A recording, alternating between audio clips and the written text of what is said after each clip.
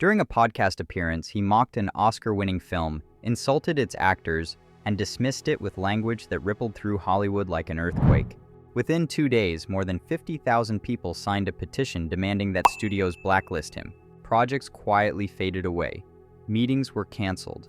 And when Sam finally appeared publicly again, he was in tears, admitting he was attending therapy to deal with the backlash. But his downfall didn't begin with that interview.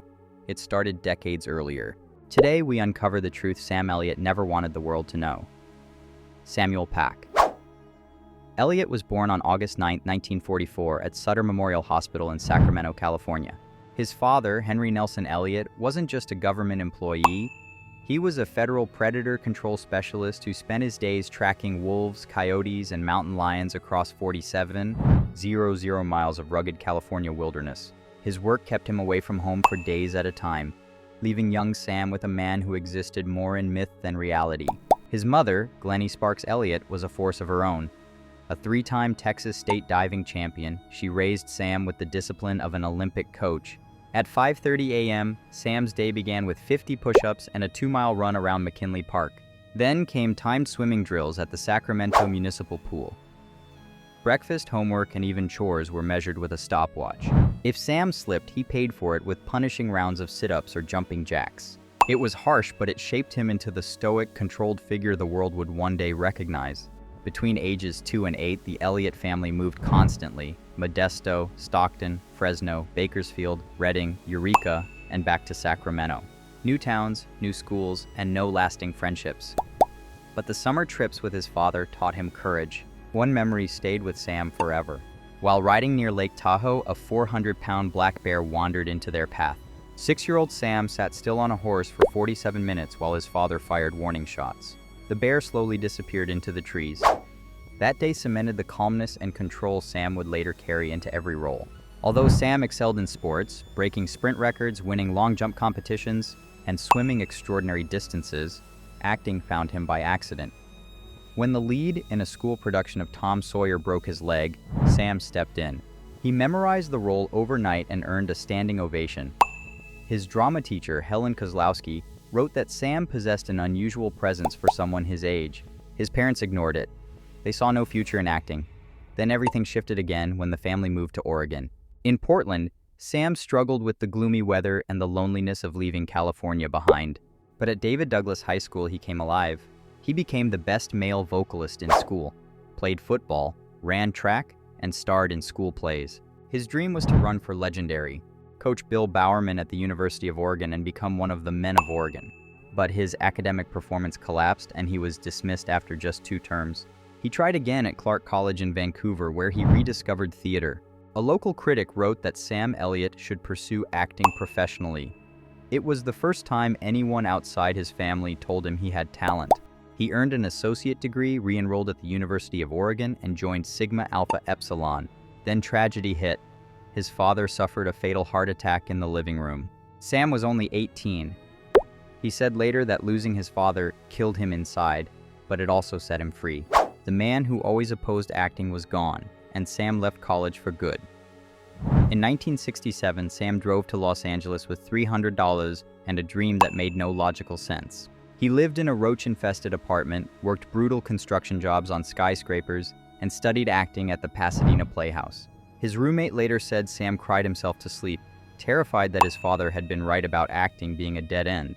He gained his first real foothold by joining the California Air National Guard, where he met future actors, stuntmen, and even Tommy Lee Jones.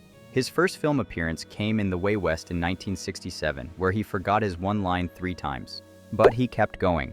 He auditioned 347 times in 1 year. He refused to shave his mustache for Bonanza, a decision that cost him the role but later defined his image. He finally appeared in Gunsmoke, earning $350 for 4 lines. His first leading role came with Frogs in 1972, a low-budget horror film filled with real dangers. He was even bitten by a water moccasin. Critics mocked his performance and his agent dropped him. At 28, Sam stood at the edge of Hollywood with nothing but stubbornness keeping him afloat. Everything changed in 1976 with Lifeguard. Sam spent months training to become the character physically and emotionally. The role demanded vulnerability, something rare in actors known for toughness. Audiences were stunned. Within 48 hours of the film's premiere, casting directors flooded his agent with more than 100 calls. This opened the door to A Star is Born, Core's voiceover work, and a new trajectory. In 1978, Sam's deep voice became the signature of the Coors Beer Silver Bullet campaign, earning him more in a single year than he had made in his entire acting career. Coors nearly convinced him to move to Golden, Colorado for a permanent position, but Sam remained focused on Hollywood. That same year, he filmed The Legacy, where he met Catherine Ross. Years earlier, they had unknowingly crossed paths on the set of Butch Cassidy and the Sundance Kid, Sam as a background extra and Catherine as the female lead, but they never spoke. During the Legacy shoot, Sam stayed deeply in character, even cutting his palm with a real knife during a stunt. Catherine admired his dedication, and their romance began. It wasn't easy. Catherine's painful divorce brought tabloid attention, accusations, and even security concerns. Their 1984 wedding had only 12 guests.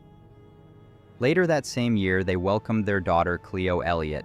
Their private life was shattered when a nanny sold family photos to tabloids for cash. Sam responded by installing a $75,000 security system and paying staff higher wages for loyalty. The betrayal haunted him for years. Sam's career reignited with Mask, earning him his first Golden Globe nomination. He followed with powerful roles in Tombstone, Roadhouse, The Quick and the Dead, and Hulk. In 2015, he appeared in Justified, reminding Hollywood he could still play intense, layered characters. Netflix cast him in The Ranch alongside Ashton Kutcher, where he earned $150,000 per episode and appeared in 80 episodes. In 2017, he delivered one of the most emotional performances of his life in The Hero, a film inspired by his own medical scare after emergency stomach surgery.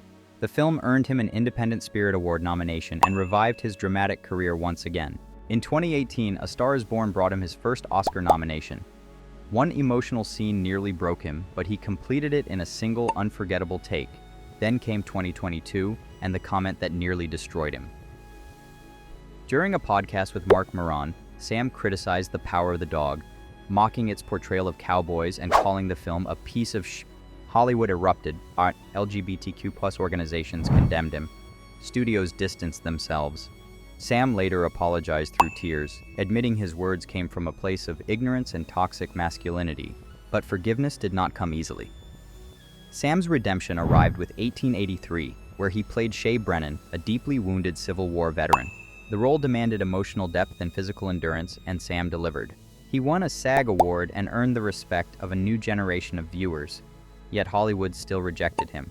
His 2024 application for a star on the Hollywood Walk of Fame was denied for the third time. During the pandemic, Sam began writing a memoir by hand, filling more than 400 pages before giving up because it became too painful. Rumors began spreading that Sam suffered from Parkinson's disease. He denied them, explaining the limp fans noticed came from tripping over a toy and breaking his pinky toe. Now, at 80 years old, Sam continues to work. While filming Landman in Texas, he collapsed in 107-degree heat from dehydration, but refused to rest in an air-conditioned trailer. He still voices Dodge Ram commercials, earning millions but working harder than ever. Through all the pain, loss, setbacks, and triumphs, one thing has remained constant. His marriage to Catherine Ross, a partnership built on loyalty, struggle, forgiveness, and a choice they keep making every day. This is the extraordinary, heartbreaking, inspiring journey of Sam Elliott, a man shaped by discipline, loss, rejection, love, and resilience.